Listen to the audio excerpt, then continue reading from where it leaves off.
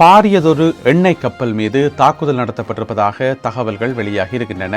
இந்த சம்பவம் எங்க நடந்திருக்குன்னு பார்த்தீங்கன்னு சொன்னால் ஓமானிய கடலில் நடைபெற்றிருக்கிறது. அதாவது ஓமானிய வளைகுடா இருக்குத்தானே, அந்த வளைகுடா பகுதியில் இன்றைக்கு செவ்வாய்க்கிழமை மத்தியான பொழுதில் ஒரு பிரமாண்டமான எண்ணெய் தாங்கி கப்பல் போய்கொண்டிருக்கும் போது திடீரென்று அந்த கப்பல் மேலே இனம் தெரியாத நபர்களால் தாக்குதல் நடத்தப்பட்டிருப்பதாக சொல்லப்படுகிறது.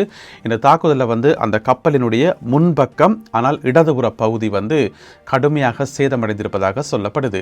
இந்த தகவலை வெளியிட்டிருக்கிறதா என்று பார்த்தீங்கன்னு சொன்னால் பிரித்தானியாவினுடைய பிரபலமான கடல்சார் கண்காணிப்பு அமைப்பாகிய UKMTO என்று சொல்லப்படுற ஒரு அமைப்பு. எப்போவுமே அந்த பகுதியில் எந்த கப்பல் மேலே தாக்குதல் நடத்தப்பட்டாலும் இவர்கள் தான் அந்த தகவலை முதலிலே வெளியே சொல்வார்கள். என்னென்னு சொன்னால் இந்த அமைப்பு தான், இந்த பிரித்தானிய அமைப்பு தான் அந்த மத்திய கிழக்கு பகுதியில் போய்கொண்டிருக்கக்கூடிய சகல கப்பல்களையும் கண்காணிக்கின்ற ஒரு முதன்மை அமைப்பாக இருக்கிறது. எனவே அவர்கள் வெளியிட்டுள்ள தகவலின்படி இந்த எண்ணெய் கப்பல் தாக்குதலுக்கு இலக்காகி இருக்கிறது. எக்ஸாக்டாக எங்கேன்னு பார்த்தீங்கன்னு சொன்னால் ஓமானில் மஸ்கட் நகரம் இருக்குத்தானே, அந்த மஸ்கட் நகரத்தில் இருந்து ஒரு 60 கிலோமீட்டர், அதாவது கடல் மைல் தொலைவு இருக்குத்தானே, 60 கடல் மைல் தூரத்தில் இந்த கப்பல் போய்கொண்டிருக்கும் போது தாக்குதல் நடத்தப்பட்டிருக்கிறது. அந்த கப்பலில் இருக்கக்கூடிய கப்பல் பணியாளர்கள் இருக்கிறார்கள் தானே, அவர்கள் எல்லோரும் பாதுகாப்பாக இருப்பதாகவும் கப்பலினுடைய வெளிப்புறம் மட்டும்தான் தாக்குதலுக்கு இலக்காக இருப்பதாகவும் சொல்லப்படுகிறது.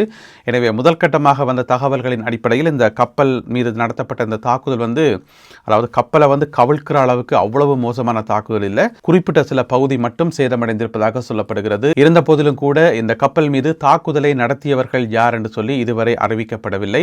இப்ப வெளிவந்திருக்கிற தகவல்கள் முதல் கட்ட தகவல்கள் மட்டும்தான்.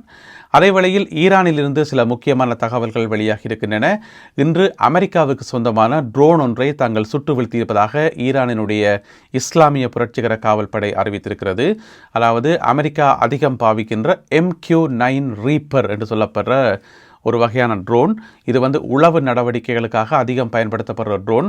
அதனை இன்று செவ்வாய்க்கிழமை நண்பகல் வேளையில் தாங்கள் சுட்டு வீழ்த்தியிருப்பதாக ஈரான் அறிவித்திருக்கிறது. உங்களுக்கு தெரியும், கடந்த 39 நாட்கள் யுத்தத்தின் போது இந்த மாதிரியான ட்ரோன்கள் கிட்டத்தட்ட 24 தொடக்கம் 30 வரையான ட்ரோன்களை அமெரிக்கா இழந்திருந்தது என்று சொல்லி ஏற்கனவே அமெரிக்காவினுடைய பாராளுமன்றத்தில் தகவல்கள் வெளியிடப்பட்டிருந்தன. இப்போ இன்றைக்கு இன்னும் ஒரு ட்ரோனை தாங்கள் சுட்டு வீழ்த்தியிருப்பதாக ஈரான் அறிவித்திருக்கிறது. அதே நேரம் 2 வானூர்திகளை தாங்கள் தாக்குதல் நடத்தி திருப்பி அனுப்பியிருப்பதாக சொல்லியிருக்கிறார்கள்.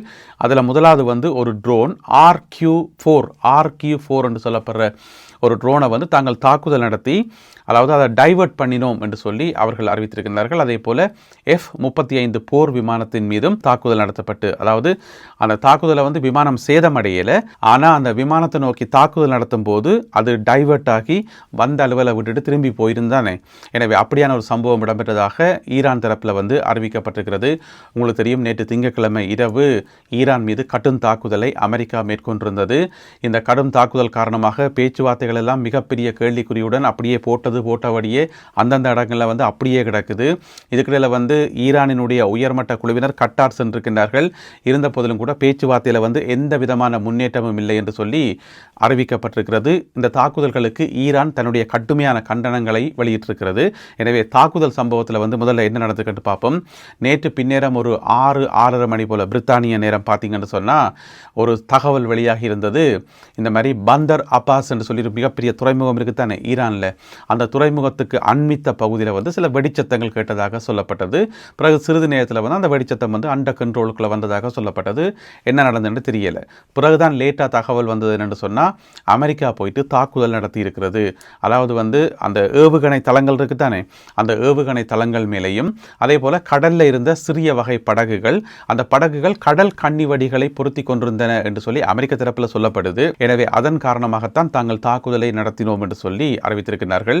அப்ப எல்லார் மத்தியிலையும் பெரிய ஒரு அதிர்ச்சியாக இருந்தது.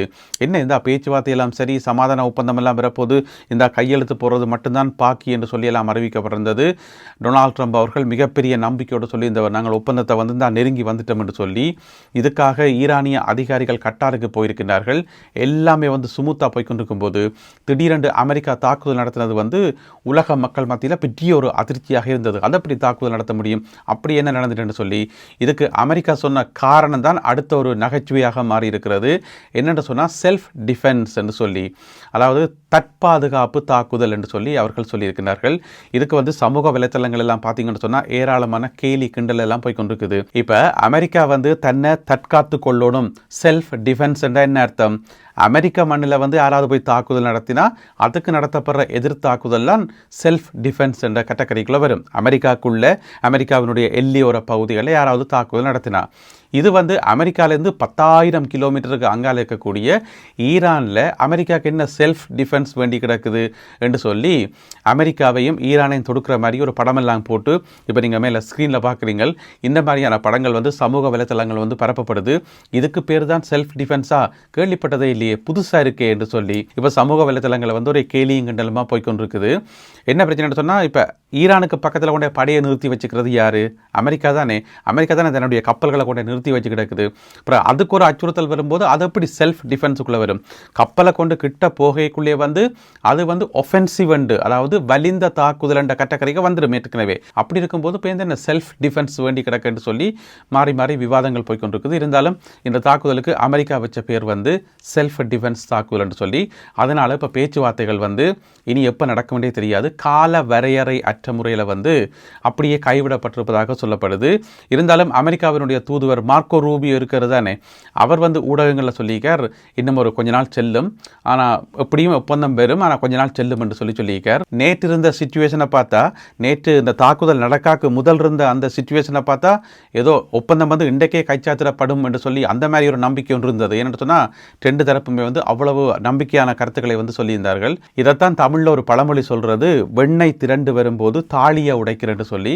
அப்படித்தான் இருக்குது. எனவே ஈரானுக்கும் அமெரிக்காவுக்கும் இடையிலான பேச்சுவார்த்தைகள் இனி எப்போ நடக்குமோ நடக்கும்போது கண்டுகொள்ள வேண்டியதான். ஈரானினுடைய சுப்ரீம் லீடர் மொஜ்தபா கமேனி இன்றைக்கு ஒரு சிறப்பு அறிக்கை ஒன்றை வெளியிட்டிருக்கின்றார். அந்த அறிக்கையில் வந்து என்ன சொல்லப்பட்டிருக்குன்னு சொன்னால், நேற்று நடந்த அந்த தாக்குதலுக்கு வந்து கடும் பதிலடி வழங்கப்படும், தீர்க்கமான பதிலடி வழங்கப்படும், பதிலடி வழங்காமல் நாங்கள் ஓயப்போவதில்லை என்று சொல்லி அவர் தன்னுடைய அறிக்கையில் வந்து சொல்லியிருக்கார்.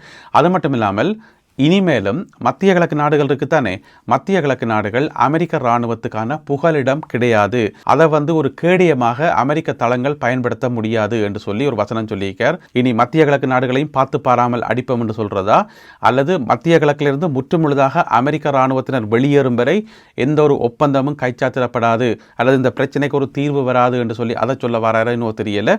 இருந்த போதிலும் கூட இப்படியான ஒரு கடுமையான எச்சரிக்கையை விடுத்திருக்கின்றார் ஈரானினுடைய புதிய சுப்ரீம் லீடர் மொஜ்தபா கமேனி அவர்கள். அமெரிக்க ஜனாதிபதி டொனால்ட் ட்ரம்ப் அவர்கள் நேற்று சகல மத்திய கிழக்கு நாடுகளுக்கும் ஒரு அழைப்பொன்றை கொடுத்திருந்தார். அது என்ன அழைப்புன்னு சொன்னால், எல்லோரும் வாருங்கள் அப்ரஹாம் உடன்படிக்கையில் சேருங்கள் என்று சொல்லி. அது என்ன அப்ரஹாம் உடன்படிக்கை என்று சொன்னால், அது உங்களுக்கு தெரிஞ்சிருக்கும். இதுக்கு முதல் போட்ட காணொலியில் வந்து விரிவாக விளக்கமாக சொல்லியிருந்தேன். அது என்ன அப்ரஹாம் உடன்படிக்கை என்று சொல்லி. சுருக்கமாக சொல்ல போனால், எல்லாரும் சேர்ந்து ஒரு ஒப்பந்தத்துக்குள்ளே வந்து இஸ்ரேலோட நல்ல உறவில் இருப்போம், இஸ்ரேலோட வந்து பகைமை பாராட்டாமல் இருப்போம் என்றதான் அந்த அப்ரஹாம் அக்கோர்ட், அப்ரஹாம் உடன்படிக்கையினுடைய ஒரு சாராம்சம். அப்போ அதுக்கு வந்து எல்லா நாடுகளுக்கும் அழைப்பு விடுக்கப்பட்டிருந்தது தானே. இப்போ வந்து 2 நாடுகள் ரியாக்ட் பண்ணியிருக்கிறார்கள். முதலாவது வந்து பாகிஸ்தான் சொல்லியிருக்குது, ஐயா சாமி இந்த ஒப்பந்தத்துக்கெல்லாம் நாங்கள் வரமாட்டோம், எங்களை விட்டுருங்க என்று சொல்லி பாகிஸ்தான் சொல்லியிருக்குது.